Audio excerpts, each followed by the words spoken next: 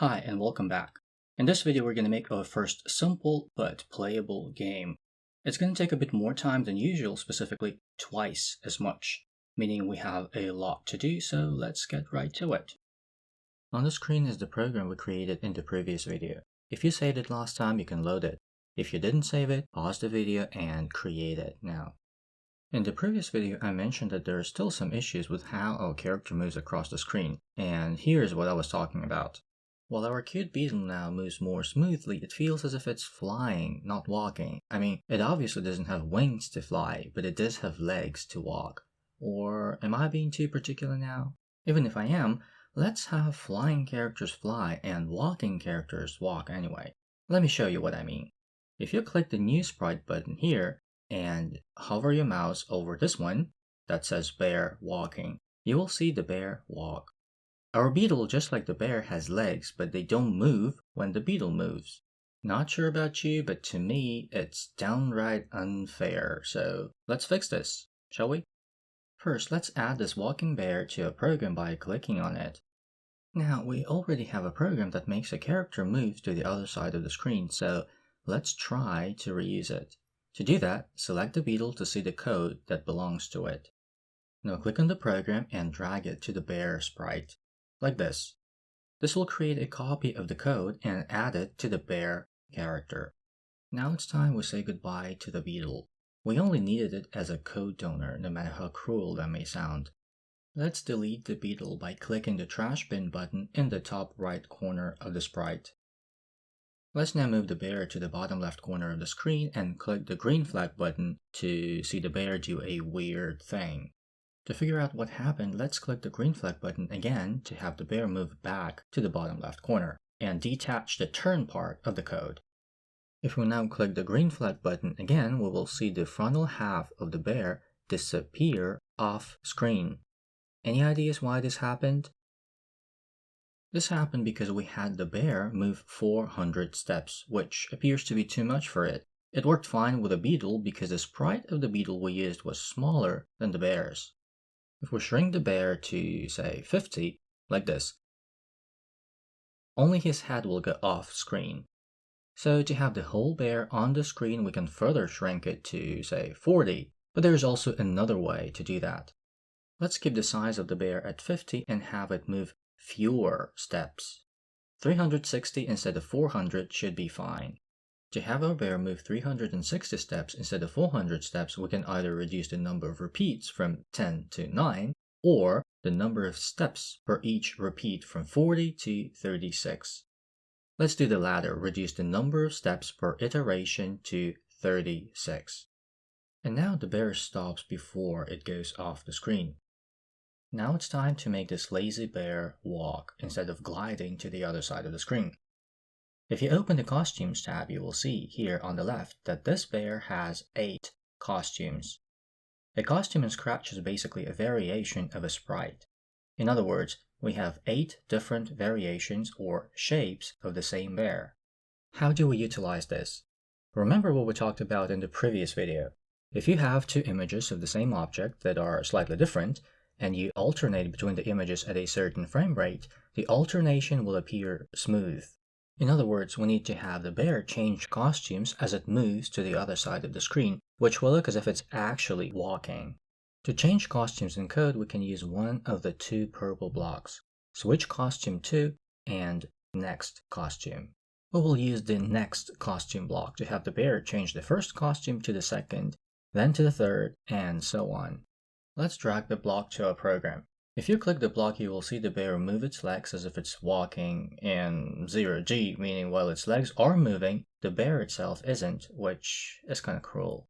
Where in our code do we move the block to have the bear both move its legs and move toward the other side of the screen? Right, we need to add it inside the loop. Let's add it after the move block, and it walks. I don't know if you can actually see it, but to me it happens too fast, so I can't really tell what's happening. How do we slow it down? We did that in the previous video. Does anybody remember? We can split the motion into more frames. Let's have a bear move 20 times instead of 10. For this to work properly, we also need to decrease the distance it moves each frame. Since we doubled the number of frames, we need to halve the distance per frame, so it should be 18 instead of 36. Looks better to me now. But this doesn't quite look like a game. The bear just moves from one side of the screen to the other. What we're going to do now is we're going to have it move where we want it to move. In other words, we're going to modify the program so that it allows us to control the bear. Specifically, when we click somewhere on the screen, the bear will move there. We're going to start simple and then gradually make it more complex. So the simplest way I could think of is by using the glide block located in the blue section. Let's drag it to the code area and change random position to mouse pointer. If you click the block, the bear will indeed glide towards the mouse pointer, which at the moment is over the glide block. Not very useful. To make it slightly more so, let's scroll down to the yellow blocks and snap this one key pressed block on top of the glide block. Now when you press the space key on your keyboard, the bear moves to where the mouse pointer is. Two issues here. First, ideally the bear should move when we click somewhere on the screen, not when we press the space button. It's just annoying and not super user-friendly. Second, if you look at the glide block, you will see that we can specify the amount of time the gliding takes. Currently it is set to 1 second. This means that when the distance between the bear and the mouse pointer is small, the bear moves slower, and when the distance is big, the bear moves faster. Normally in games, characters move at a certain speed, and the time it takes them to arrive at a destination depends on the distance to the destination. Let's try to fix these two issues now. First, to have the bear move when we click on the screen, we need to have the computer check whether we have clicked the mouse. The bad news, doing something like that in Scratch isn't very straightforward. The good news, we get to practice using one of the cornerstone elements of programming. I'm talking about branching or if statements. If you don't know or don't remember what this is, I recommend that you refer to the previous video series before proceeding with this one. To add an if statement to a Scratch program, we need to scroll down to the orange blocks. There are two condition blocks here, if then and if then else. We need the first one. Let's drag it to the code area. Between the word if and then, you can see a brown colored placeholder. This is the placeholder for the condition that we want the computer to check. In our case, the condition is whether the mouse is clicked. Scratch has a block for this condition in the light blue section. This one, saying or asking mouse down. Let's place it inside the condition placeholder of the if block that we added to the program, like this. Since we want the bear to move to where the mouse pointer is when we click the mouse, what do we need to place inside the if block? Right, the glide block. Let's detach it from where it is and move it inside the if block. And it doesn't work. Why? Because the condition of whether we click the mouse is checked basically at the moment we click it. But when we click the mouse pointer is over the code block in the code area and the bear cannot glide to the code area. In other words, to have the glide block move our bear to the mouse pointer must be within the play area.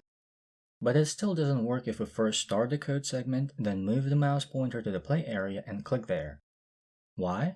Because the condition was checked when we click the code segment, and the way the code segment is structured, the condition is only checked once. In other words, to make it work, we need to have the condition checked several times. No problem here, we know how to have the computer repeat the same set of instructions multiple times. We can use a loop. The question is, how many times do we need to have the computer check the condition? 2, 5, 100? I would say as many times as necessary as long as we want the program to run until we stop the program by pressing the stop button. In the previous video series, we talked about a kind of loop that you use if you don't know beforehand how many iterations you will need. Does anybody know what kind of loop I'm talking about? I'm talking about an infinite loop. The block for infinite loop in Scratch is located in the orange section and is called a forever block. This one. Let's add it to a program and move the entire if statement inside it. If we now click the forever block and then click somewhere inside the play area, the bear will move to where we clicked. You might have also noticed that the forever block remains highlighted and the green flag button remains pressed. This means that the forever block is being executed even when we don't click inside the play area. It is called an infinite loop for a reason after all. Even when we don't do anything, even when we don't click inside the play area at all, the computer still checks whether we click the mouse. To let it rest, let's stop the program by pressing the stop button. And now, even if you click inside the play area, the bear won't move. So the first issue solved. Let's move on to the second one. The second issue is that the speed of gliding changes depending on the distance, which is not ideal to my taste. So I want the bear to move with a constant speed, meaning the longer the distance, the more time it will take to move there. To solve this problem, we first need to decide on the speed of the bear. At the beginning of the video, when we had the bear walk to the other side of the screen, we eventually set its speed to 18 steps per frame. Let's keep the speed for now. Second, we need to know how many frames the bear should move to get to the mouse pointer, and the number of steps will depend on... Right, the distance between the bear and the mouse pointer. There is a block in Scratch that tells the distance between the mouse pointer and the object. The block is located in the light blue section and is called distance2. Let's drag it to the code area. In other words, instead of using a glide block, we will move our bear the way we did it in the previous video, using a loop. So let's remove the glide block. Now let's move this repeat block inside the if statement. Finally, we need to change the number of repeats. What do we change it to? Can we set the number of repeats to a specific number in the first place? If you said no, you're absolutely right. Remember, the number of steps depends on the distance. Specifically, the number of steps is distance over speed. We have a block that tells us the distance, and we set the speed to 18 steps per frame, so we have all we need to be able to calculate the number of repeats. To do math in Scratch, we need to use respective blocks located in the green section. Let's drag the division block to the code area, move the distance block to the first placeholder, and type 18, the speed, inside the second one. Now let's move the whole thing to the repeat block. Also, let's snap the forever block to when green flag clicked block and delete everything else. If we now run the program by clicking the green flag button and click anywhere inside the play area, we will see the bear move. But something is still wrong. Can you figure out why the bear doesn't move to the mouse pointer? Or can you figure out why it moves the way it does? So, regardless of where inside the play area we click, the bear moves forward, and it does so because we use the move block, which moves the character in the direction of the character. How do we fix this?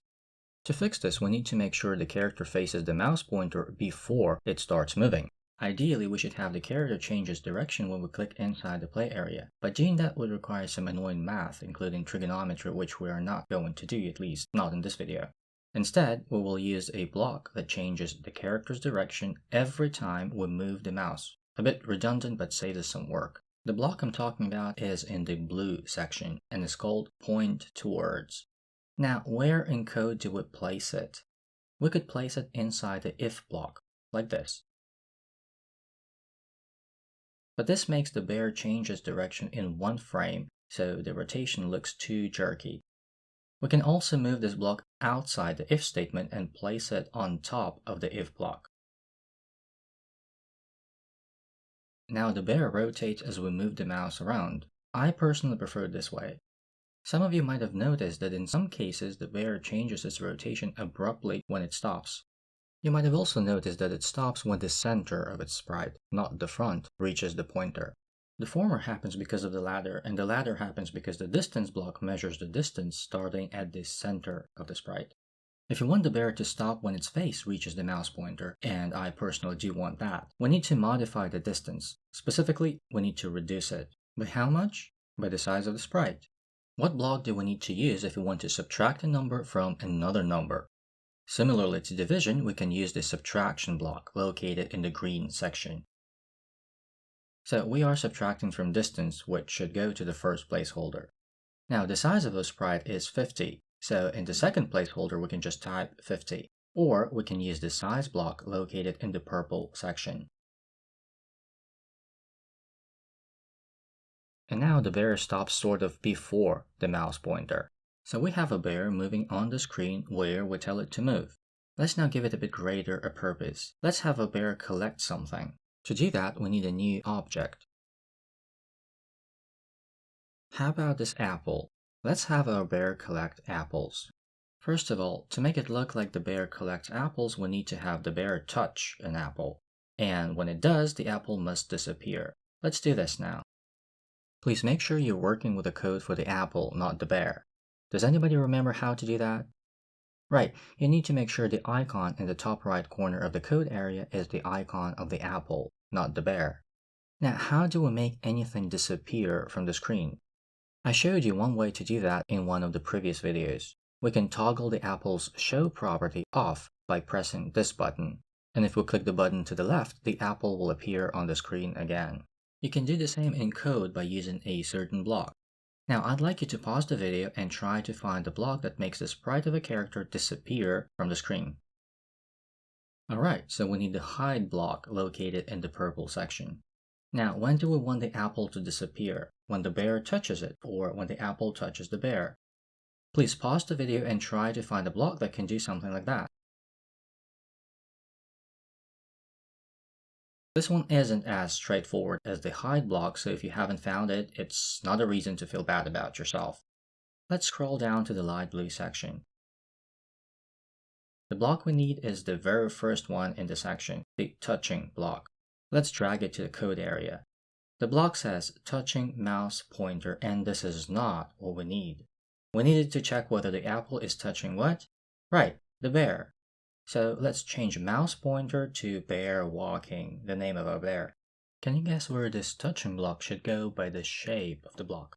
We did use one with a similar shape in the code for the bear. If you don't remember, you can stop the video and check it out. So we need to place it inside an if block, like this.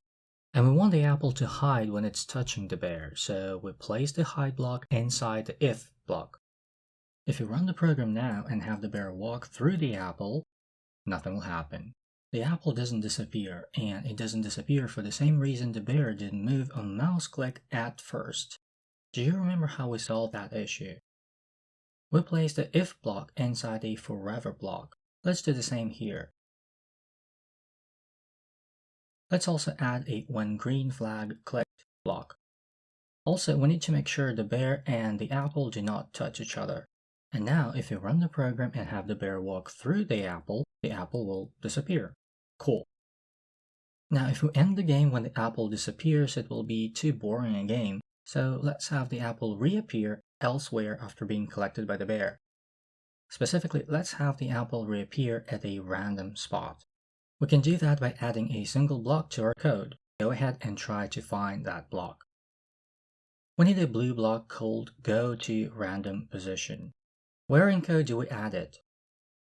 We need to add it below the hide block. Also, the apple now is hidden and it will remain hidden unless we tell the computer to show it every time we run the program. What block do we use and where in code do we place it? We need the show block located in the purple section, and it needs to be right below the when green flag clicked block. We also need the apple to be shown at a random spot, so we need another show block. Where? Right, below the go to random position block. And now if you run the program, we can have our bear collect a ton of apples for us. What else can we do to add more fun to this game? We can add a counter that displays how many apples we have collected. To do this, we need a variable to store the number of apples we have collected. If you don't know or don't remember what a variable is, I recommend that you refer to the previous video series before proceeding with this video. To create a variable in Scratch, we need to scroll down to the dark orange blocks. There is a default variable named myVariable, but let's add a new one by clicking the Make a Variable button. Let's name our variable apples collected. You can see that a counter for this variable gets automatically added to the play area. Now we need to have this variable increased by 1 every time the bear collects one. What block do we use and where do we place it? Right, we need to use this one, and we place it somewhere below the hide block. There are two issues now. First, if you play this game a bit, you will notice that sometimes the counter gets increased by more than 1. It's not an error. What happens is the apple sometimes reappears where the bear currently is, and the bear automatically picks it up. To fix this, we need to make sure that the apple reappears far enough from the bear. We're not going to do that in this video, but I would strongly encourage you to try doing it on your own. The other issue is that if you restart the game, the number of apples collected doesn't get reset back to 0. This one is easy to fix. We just need to set the value of the variable to 0 every time we start the game. How do we do that? We add this block below the when green flag clicked block.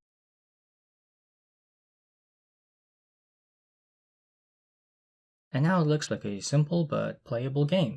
Great! In this video, we had to use quite a bit of what we covered in the previous video, so if what we did today seems overwhelming, I do recommend that you refer to the previous videos or previous video series. Before we wrap up, I'd like to emphasize again that we use the same basic programming elements such as if statements or loops to create both relatively simple and rather complex programs. In other words, even the most complex games consist of fairly simple building blocks, and if you master using those, you will be able to create virtually anything your imagination ever comes up with. And this is it for this video. In the next one, we'll create another simple game where the character will move not on a mouse click, but on a keyboard key press. See you then. Bye.